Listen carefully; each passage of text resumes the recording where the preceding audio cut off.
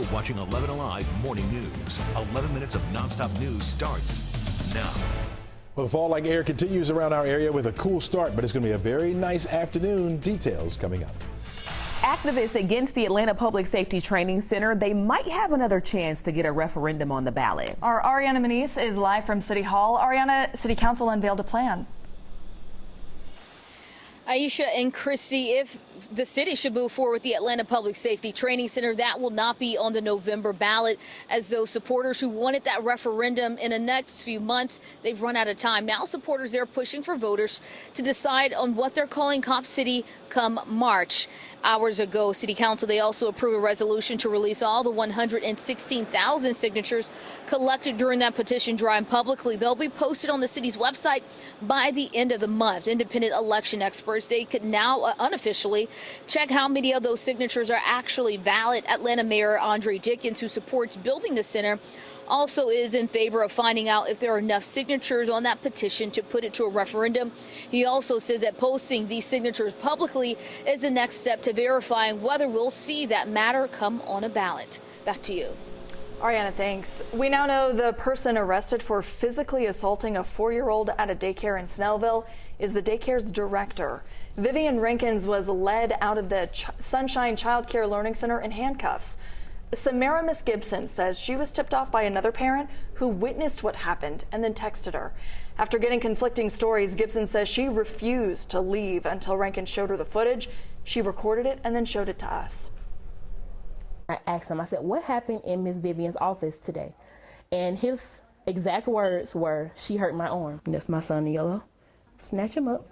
Look at his arm. Her hand is around his neck at one point. Gibson's son, thankfully, is doing fine this morning. We reached out to get Vivian Rankin's side of the story. When we went to her door, no one answered. Now, we know as parents, hearing a story like this, it's difficult because a number of you take your children to daycare. The Georgia Department of Early Care and Learning have made it a little easier to find a daycare you can trust. Go to the agency's website, decal.ga.gov, click on the box that says Find Childcare. From there, you can search by facility name or address. You'll be able to see the most recent inspections and if that center has ever been cited. Election day for some offices in your city is just weeks away, but there is still time for you to get registered. And today there's going to be events throughout the metro encouraging you. It is National Voter Registration Day. Check out your screen right now. Fulton County is hosting events at schools, libraries, and other locations. It starts this morning and goes through the afternoon. In Cobb County, you can register from 10 a.m. until 4 at the Board of Elections and Registration Office in Marietta.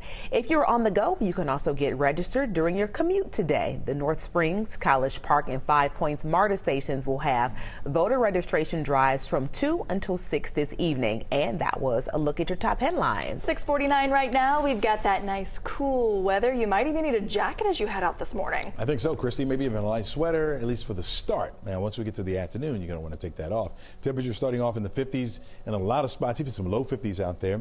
76 will be a temperature by noon, on our way to 82 for an afternoon high under mostly sunny skies for today. Another 11 on the wazometer for today. It's a very nice fall-like day around our area. High pressure is building in, so you see not much going on throughout the southeast. Drier air has worked in behind a front that pushed through on Sunday, and so we're sitting pretty, folks, and we'll be that way for the next couple of days. That high pressure up here to the north will continue to slide over toward the east. We'll get back into a sort of an easterly flow. Winds would remain on the light side for today.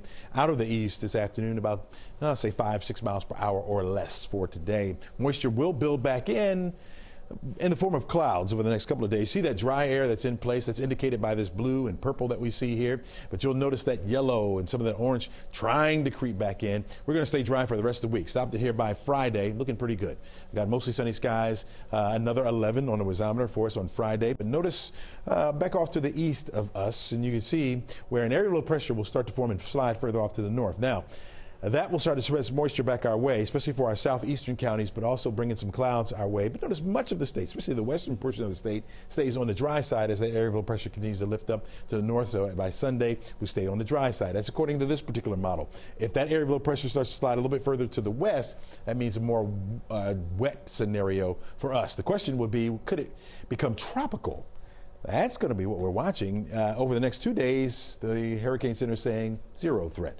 30% chance, which is low, over the next 7 days. So some of them we'll be watching as we head toward the weekend. Also watching Hurricane Nigel, still a Category 1 hurricane, but we'll be sliding further off to the north, not posing any threat to any landmass at all, but could become a Category 2 later on today. This red area that you see, looking at a cluster of thunderstorms off the coast of Africa that has a 70% chance for development over the next 7 days as it moves further into the Atlantic.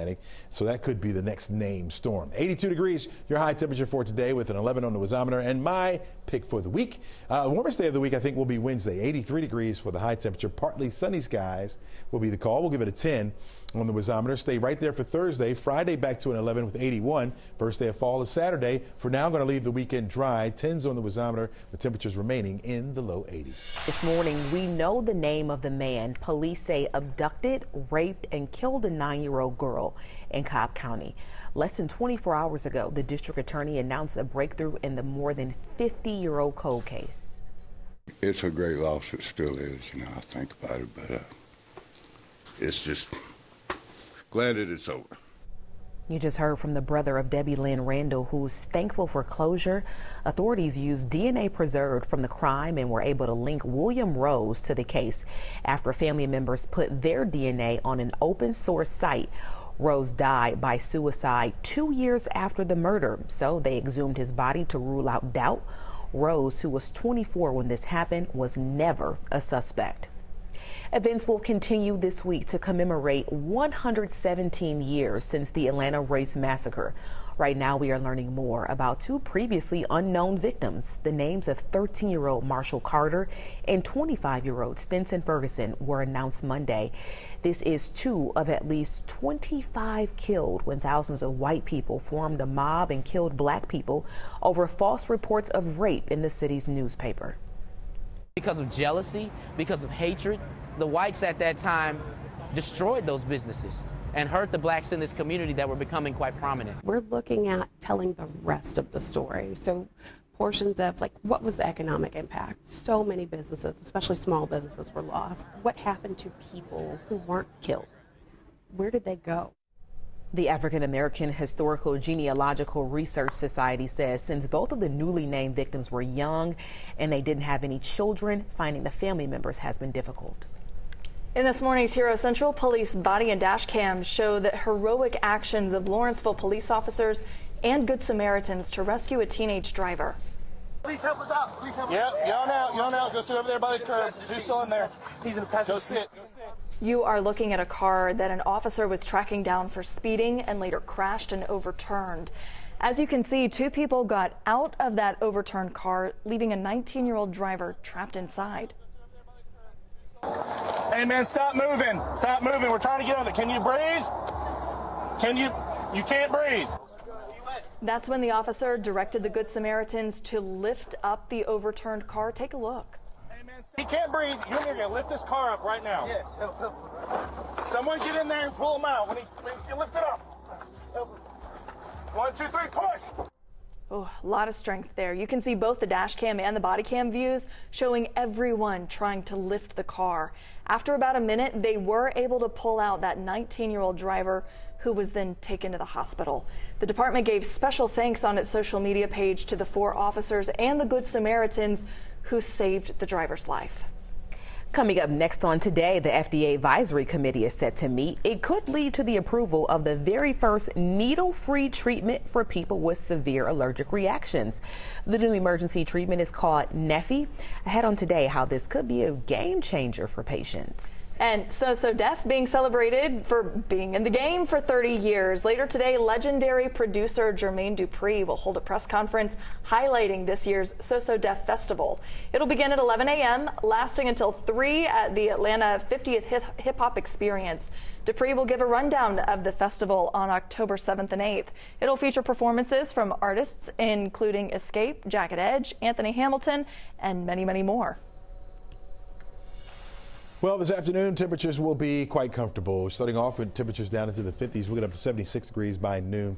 Looking at mostly sunny skies for much of the day. 82 degrees will be our afternoon high temperature. By 6 o'clock, folks heading out to Truist Park to see those Phillies and the Braves, of course. 77 degrees will be your temperature by then. We're going to see those temperatures remain in the low 80s as we head through the rest of the week, with double digits on the wazometer for the rest of the week as well. Time to do it. It is win or go home tonight for the Atlanta Dream and the Big D. It's game 2 of their playoff series against the Dallas Wings. Dallas won game 1 Friday night in their best-of-3 series, but a win tonight will bring the deciding game 3 to Atlanta come Friday night. All right, despite a Braves loss Monday night, they were able to clinch home field advantage in the National League Divisional Series. The Braves lost to the Phillies 7-1. It's their 4th consecutive loss, but a loss by the Brewers secured home field advantage for the Braves in the NLDS. They need to get back to their winning ways to secure home field advantage for the entire postseason. The Braves are hosting the Phillies again tonight at Truist Park. Warm up these bats. Let's go. There you Let's go. Say your Phillies. Let's rally. Right. Go ahead. You got the She red. loves Georgia sports through and through. Thank you, Heidi.